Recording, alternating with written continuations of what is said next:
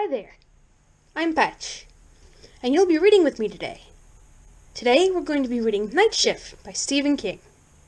Did you know that Night Shift is actually a series of short stories? Is everybody ready? Great! Now, let's settle down, grab some cocoa, and let's begin. Funeral. Like a dance in 3 acts. The house, the funeral parlor, the graveyard. Faces coming out of nowhere, whirling close, whirling off into the darkness again. Sally's mother, her eyes streaming tears behind a black veil. Her father, looking shocked and old. Simmons, others. They introduced themselves and shook his hand. He nodded, not remembering their names. Some of the women brought fruit, and one lady brought an apple pie, and someone ate a piece. And when he went out in the kitchen, he saw it sitting on the counter, cut wide open, and the drooling juice into the pie plate like amber blood, and he thought, should have a big scoop of vanilla ice cream right on top. He felt his hands and legs trembling, wanting to go across to the counter and throw the pie against the wall. And then they were going, and he was watching himself, the way you watch yourself in a home movie, as he shook hands and nodded. Thank you. Yes, I will. Thank you. I'm sure she is. Thank you. When they were gone, the house was his again. He went over to the mantel. It was cluttered with souvenirs of their marriage. A stuffed dog with jeweled eyes that she had won at Coney Island with their honeymoon. 2 leather folders. His diploma from BU, and hers from UMass. A giant pair of styrofoam dice she had given him as a gag after he had dropped $16 in Pinky Silverstein's poker game a year or so before. A thin china cup she had bought in a Cleveland junk shop last year.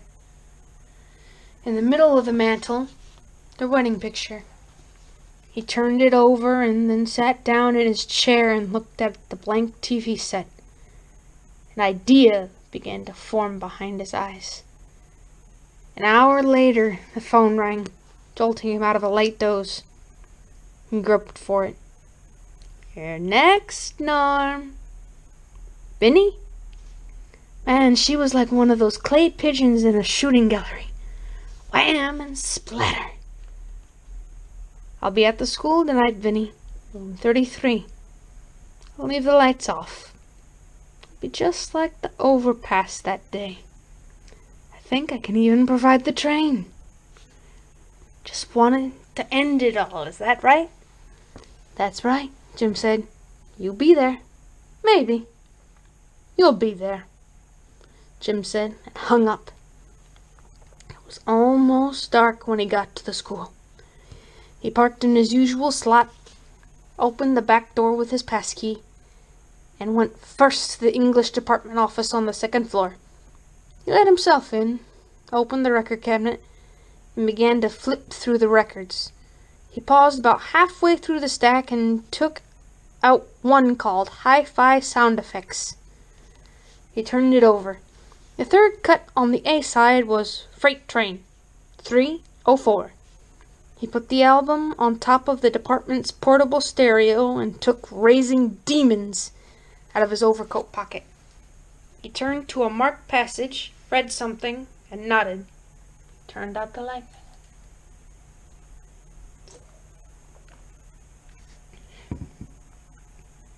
Room 33. He set up the stereo system, stretching the speakers out to their widest separation, and then put on the freight train cut. The sound came swelling up out of nothing until it filled the whole room with the harsh clash of diesel engines and steel on steel. With his eyes closed, he could almost believe he was under the Broad Street trestle, driven to his knees, watching as the savage little drama worked to its inevitable conclusion. He opened his eyes, rejected the record, then reset it. He sat behind his desk and opened, Raising Demons, to a chapter entitled Malefic Spirits and How to Call Them. His lips moved as he read, and he paused at intervals to take objects out of his pocket and lay them on his desk. First, an old and creased kodak of him and his brother, standing on the front of the Broad Street apartment house where they lived. They both had identical crew cuts, and both of them were smiling shyly into the camera. Second, small bottle of blood. He had caught a stray alley cat and slit its throat with his pocket knife. Third, the pocket knife itself. Last, a sweatband ripped from the lining of an old Little League baseball cap. Wayne's cap. Jim had kept it in secret hopes that someday he and Sally would have a son to wear it. He got up, went to the window, and looked out. The parking lot was empty. He began to push the skull desks towards the walls, leaving a rough circle in the middle of the room. When that was done, he got the chalk from his desk drawer and, following the diagram in the book exactly, using a yardstick, drew a pentagram on the floor. His breath was coming harder now. He turned off the lights, gathered his objects in one hand, and began to recite. Dark Father, hear me for my soul's sake. I am one who promises sacrifice. I am one who begs a dark boon for sacrifice. I am one who seeks vengeance of the left hand. I bring blood in promise of sacrifice. He screwed the cap off the jar, which had originally held peanut butter, and splashed it within the pentagram. Something happened in the darkened schoolroom. It was not possible to say exactly what, but the air became heavier. There was a thickness in it that seemed to fill the throat and belly with gray steel. The deep silence grew, swelled with something unseen. He did as the old rites instructed. Now there was a feeling in the air that reminded Jim of the time he had taken a class to visit a huge power station. A feeling that the very air was crammed with electric potential and was vibrating. And then a voice, curiously low and unpleasant, spoke to him. What do you require? He could not tell if he was actually hearing it or only thinking that he did. He spoke 2 sentences. It is a small boon. What do you offer? Jim spoke 2 words. Both, the voice whispered, right and left. Agreed? Yes. Then give me what is mine. He opened his pocket knife, turned to his desk, laid his right hand down flat, and hacked off his right index finger with 4 hard chops. Blood blew across the blotter in dark patterns. It didn't hurt at all. He brushed the finger aside and switched the pocket knife to his right hand. Cutting off the left finger was harder. His right hand felt awkward and alien with the missing finger, and the knife kept slipping. At last, with an impatient grunt, he threw the knife away, snapped the bone, and ripped the finger free. He picked them up like breadsticks and threw them into the pentagram. There was a bright flash of light, like an old-fashioned photographer's flash powder. No smoke, he noted. No smell of brimstone. What objects have you brought? A photograph, a band of cloth that had been dipped in his sweat. Sweat is precious, the voice remarked, and there was a cold greed in the tone that made Jim shiver. Give them to me. Jim threw them into the pentagram. The light flashed. It's good, the voice said. If they come, Jim said. There was no response. The voice was gone, if it had ever been there. He leaned closer to the pentagram. The picture was still there, but blackened and charred. The sweatband was gone. In the street there was a noise, faint at first, then swelling. A hot rod equipped with glass pack mufflers, first turning onto Davis Street, then approaching. Jim sat down, listening to hear if it would go by or turn in. It turned in.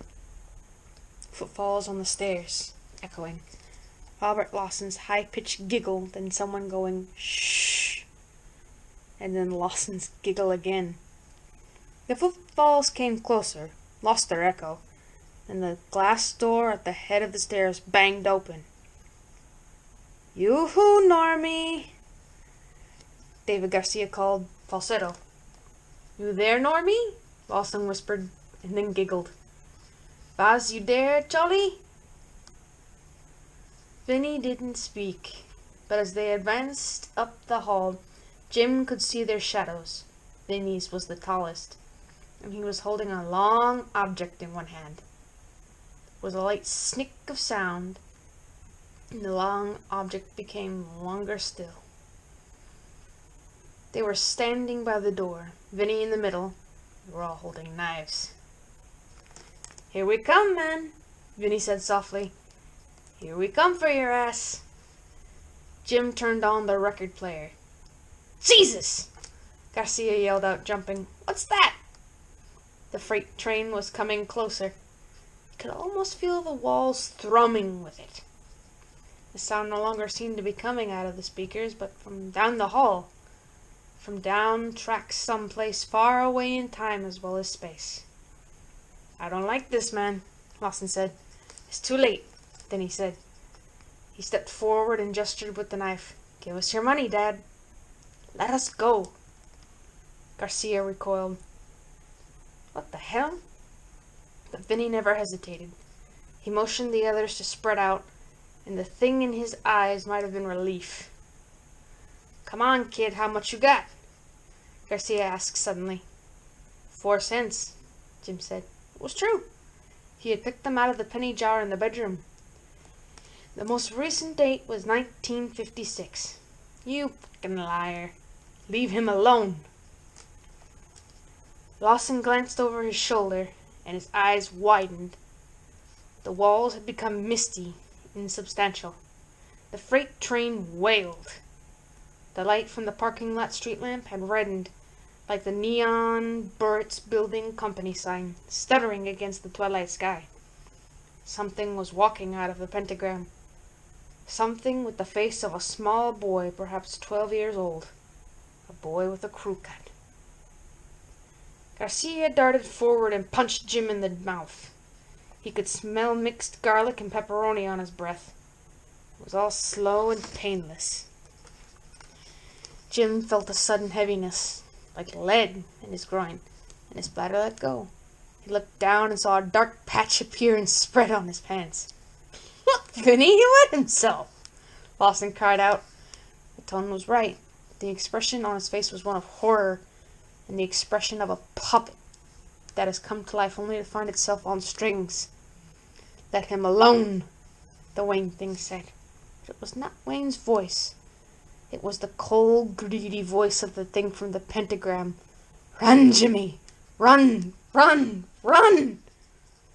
Jim slipped to his knees and a hand slapped down on his back, groping for purchase, and found none. He looked up and saw Vinny, his face stretched into a caricature of hatred, drive his knife into the Wayne thing just below the breastbone, and then scream, his face collapsing in on itself, charring, blackening, becoming awful. Then he was gone. Garcia and Lawson struck a moment later, withered, charred, and disappeared. Jim lay on the floor, breathing harshly.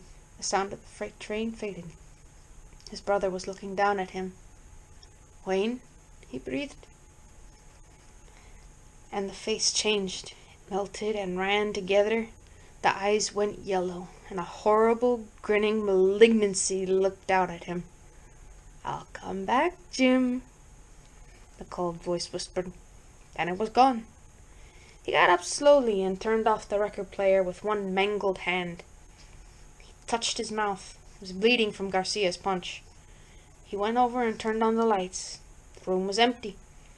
He looked out into the parking lot, and that was empty too, except for one hubcap that reflected the moon in an idiot pantomime.